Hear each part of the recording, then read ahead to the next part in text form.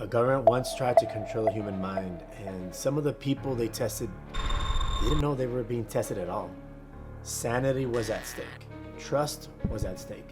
In at least one case, life was at stake as well. This is a declassified intelligence program, and we're going to reconstruct exactly how it unfolded step by step, using surviving files, signed memos, and transcripts that still exist today. I'm Eduardo, and this is Imposstory. At first, this sounds like something exaggerated over time, like a rumor stretched into a thriller, but the paper trail is real.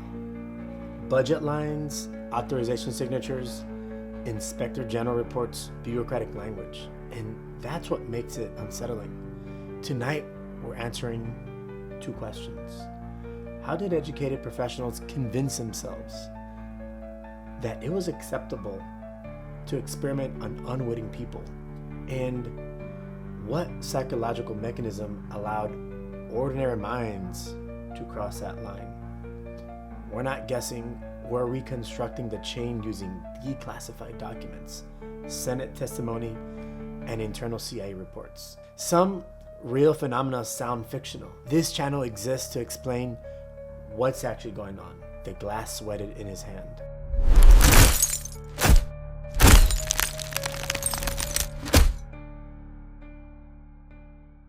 It was November 1953, a hotel room in New York, about 14 feet wide, beige wall, a low lamp humming softly against the wall. Two men sat in a round small table. One of them believed he was there for a work retreat. He had been with an agency for years. 43 years old, a scientist, clearances, trust. The other men in the room poured drinks casually, the way colleagues do at the end of a long day. Ice clinked against the glass. The air smelled faintly of cigarette smoke and carpet cleaner. No one mentioned what had already been slipped into the glass. Lysergic acid dithiolide, also known as LSD. About 70 micrograms, enough to alter perception within 30 to 60 minutes. He raised the drink, he swallowed, and for the next several hours, his sense of reality began to shift in ways he couldn't control. Walls seemed to breathe, thoughts looped, time stretched. At first, it felt like confusion, and then it felt like exposure. He had not consented. He did not know, and the men watching him were taking notes. That part is not speculation. They are surviving memoranda describing exactly this kind of test, complete with dosage amounts and time intervals. The record is cold, but the room was not. After about 45 minutes, his pulse increased, hands trembled, speech became scattered. He tried to steady himself. He believed something was wrong with him. He did not know something had been done to him. That matters because this was not a medical emergency. It was an experiment.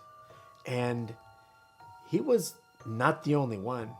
Throughout the early 1950s, dozens of individuals, some agency employees, some civilians, they were all administered LSD without prior knowledge.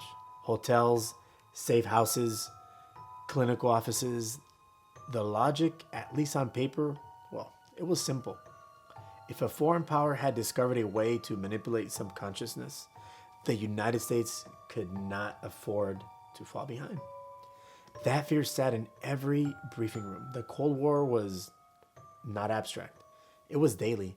Atomic bomb test, Soviet advances, reports of prisoners of war giving strange confessions. Inside the climate, the idea of mind control stopped sounding ridiculous. It started sounding urgent. But here's the tension. Urgency does not erase consent. And yet, in room after room, consent disappeared. One signed memo from 1953 authorized testing without prior knowledge to observe authentic reactions. Those are the words, without prior knowledge. Imagine sitting in that chair, your heart beating faster, your vision blurring. You're surrounded by colleagues, men you have trusted for years, and you realize your own mind no longer feels stable. What would you assume? Illness? Breakthrough? Betrayal? At that moment, the real experiment was not chemical. It was psychological. The subject was not just a body. It was trust. And the people conducting it believed they were protecting national security. The belief is where the story begins to turn, because what looks like a rogue scientist slipping a drug into a drink was actually part of something structured, budgeted, authorized, and hidden behind layers of official language. The program had a name, but at this point, even many inside the agency did not know what its full scope was. Files were compartmentalized. Access was restricted. Only a small group understood the larger picture, or thought they did. The question now isn't whether LSD was administered, because it definitely was. That's documented. The question is how rational adults justified doing it this way. The answer lives inside the fear of that error, and inside something quieter, something human. We need to step back a few years, back before the drink, back before the hotel room, back to the moment when a different kind of threat began to feel real. 4 years earlier, in 1949, a different kind of shock moved through Washington. Not a bomb, not a confession. American prisoners of war, POWs, in Korea had began making public statements that sounded rehearsed. They admitted to crimes. They praised communist systems. Some even refused repatriation. Inside intelligence briefings, one phrase started appearing over and over: brainwash. It was not a scientific term, it was a fear term. Reports circulated describing Soviet interrogation techniques. Sleep deprivation lasting 72 hours. Isolation cells no wider than 5 feet wide. Interrogators repeating the same questions hundreds of times. Prisoners standing under bright lights for over 10 hours at a time. When men came home changed, thinner by 20 pounds, quieter, withdrawn, well, it felt like proof. Even if the enemy could alter belief, then belief itself had become a battlefield. In meeting rooms that smelled of coffee and carbon paper, senior officials began asking a new question. What if we're already behind? That fear matters, because fear narrows time. When leaders believe they are losing, patience disappears. In April 1953, the CIA authorized a new umbrella program, Project MKUltra. 149 sub-projects over the next decade. Universities, hospitals, private foundations. Some researchers did not even know their funding traced back to intelligence budgets. Money moved quietly through cutouts and front organizations. The stated goal was broad: study methods of influencing human behavior. Drugs, hypnosis, sensory manipulation, electroshock. If you read the surviving budget sheets today, the language sounds clinical. Behavior modification, interrogation resistance, countermeasures. But behind those phrases was a simple assumption. If someone else had discovered a way to control the mind, we must discover it first. Notice what that assumption does. It shifts the question from should we to how quickly can we? Inside that shift, ethical hesitation shrinks. Imagine being a psychiatrist in 1953. You're told that captured soldiers may have been mentally altered. You're told that communist regimes are experimenting with chemicals and coercion. You're told that national survival could depend on understanding this first.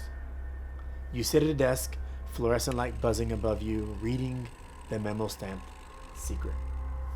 What feels more dangerous in that moment? Administering a drug without consent or failing to protect your country? That internal scale tilts slowly. Not because someone becomes evil overnight, but because the frame has changed. The program's early architects believed they were defensive. They described their work as preventative. If LSD could disorient a subject within 30 minutes, could it also be used to expose hidden loyalists? If isolation could weaken resistance after 48 hours, could that save lives in war? Each question sounded practical. Each experiment felt like gathering data. And data in a crisis feels neutral. But here is a destabilizing detail. Many of the tests were not conducted on enemy agents. They were conducted on Americans, college students, hospital patients, prison inmates, agency employees, sometimes with consent and sometimes without it. That boundary, it kept moving. The program did not begin as chaos. It began as paperwork, signed authorization, budget allocations, and research proposals. The structure made it feel legitimate. And legitimacy is powerful because when something looks official, the mind relaxes. The real invisible shift was not chemical. It was institutional. The belief that secrecy plus urgency equates permission. And the belief is about to be tested in a way no one fully predicted. If understanding how institutions drift like this matters to you, this channel goes deep into that. You can subscribe if you like, because what looks like chaos is often a system. And the system was about to reach a breaking point that no memo could contain. In 1955, the experiments had spread beyond hotel rooms, basements, hospital wings, safe houses in San Francisco and New York. Some rooms were painted pale green. Others had one-way mirrors installed. In one apartment, the furniture was arranged deliberately. A couch, a low table, hidden recording equipment inside the walls. Subjects were brought in under different pretenses. Therapy sessions, volunteer studies, casual invitations. Sometimes they were paid $25 for participation. Sometimes they were given, nothing at all. LSD doses varied, 50 micrograms, 100 micrograms, occasionally even higher. The chemical took hold within 20 to 60 minutes. Pupils widened, sweat formed around the upper lip, speech slowed and fractured. But the drug was only one tool. Sleep deprivation was another. Keeping someone awake for 48 hours shifts perception.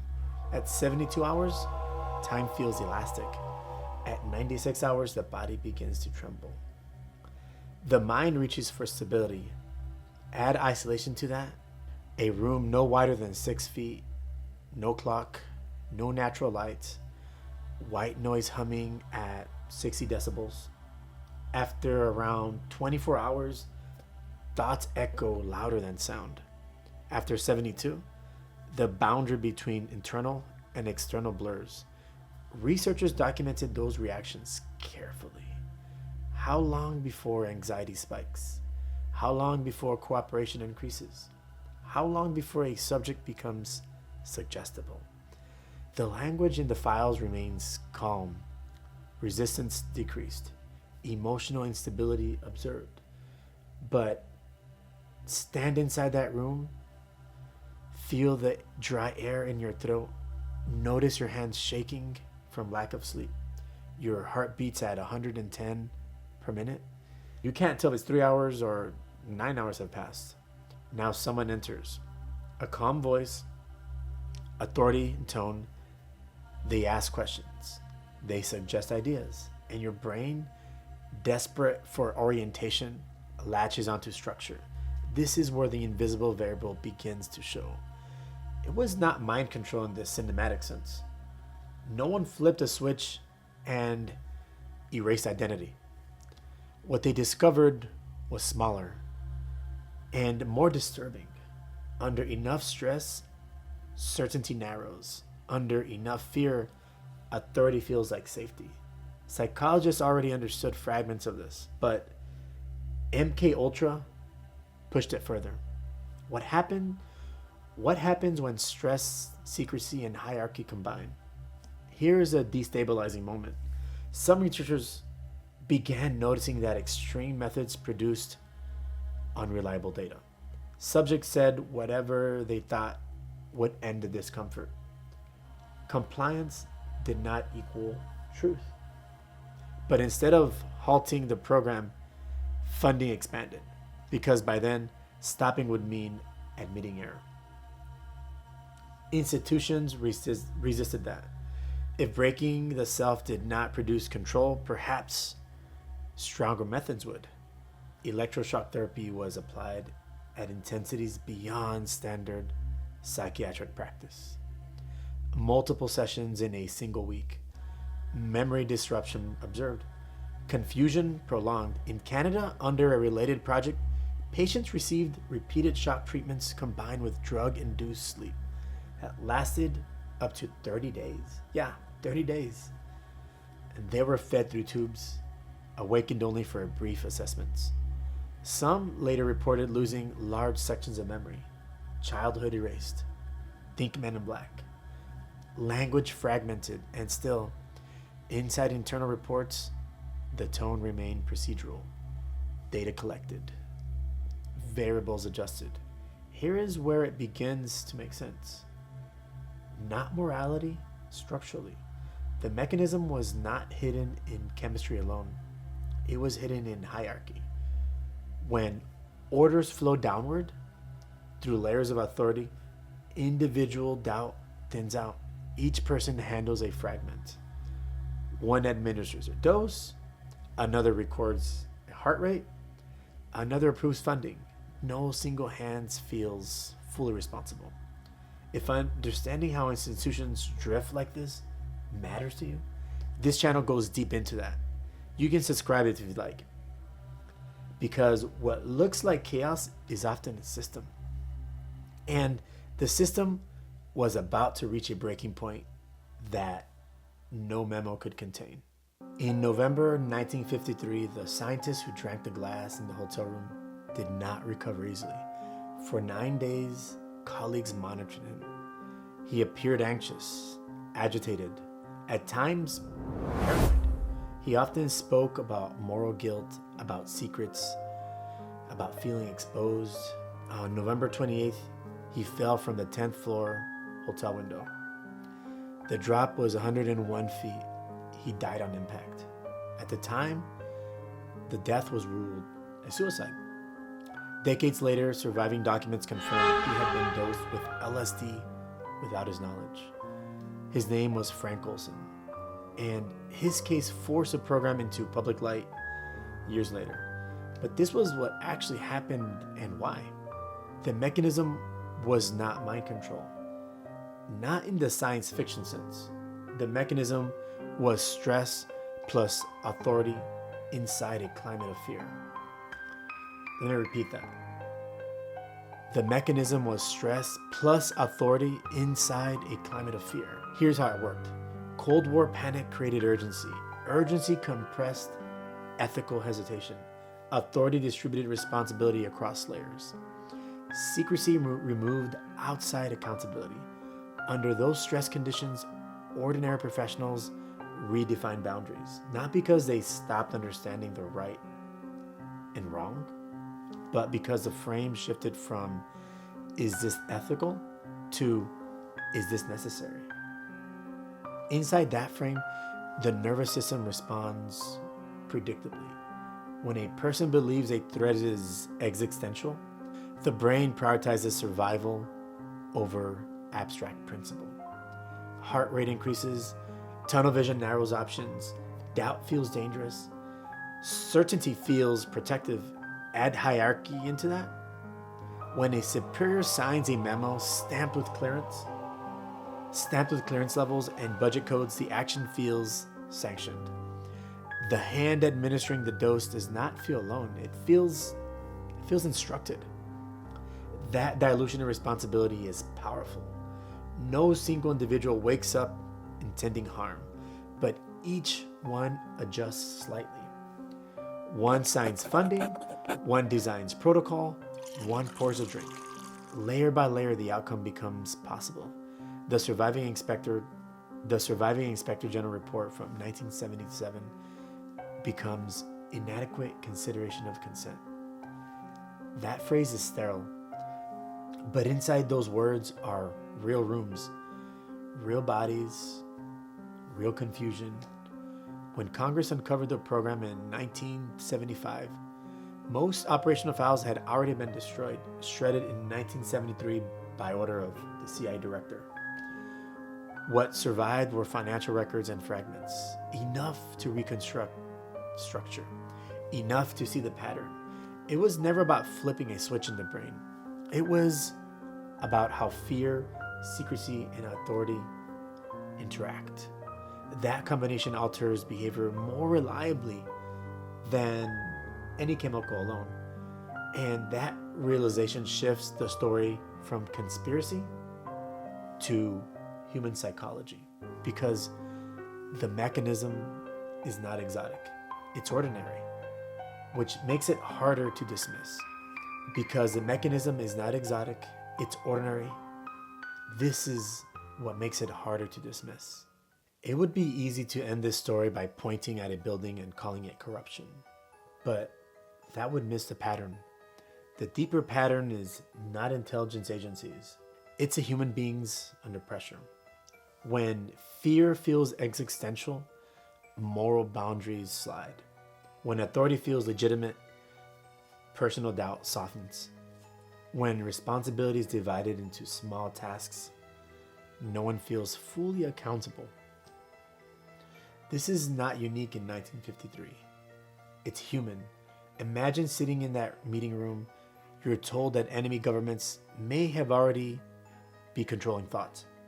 You're told that failure could cost thousands of lives. You're handed a document to sign. Would you hesitate? Or would you tell yourself that history will understand? The danger inside this room is not chemistry. It's certainty. Certainty that your side is right. Certainty that urgency justifies compromise.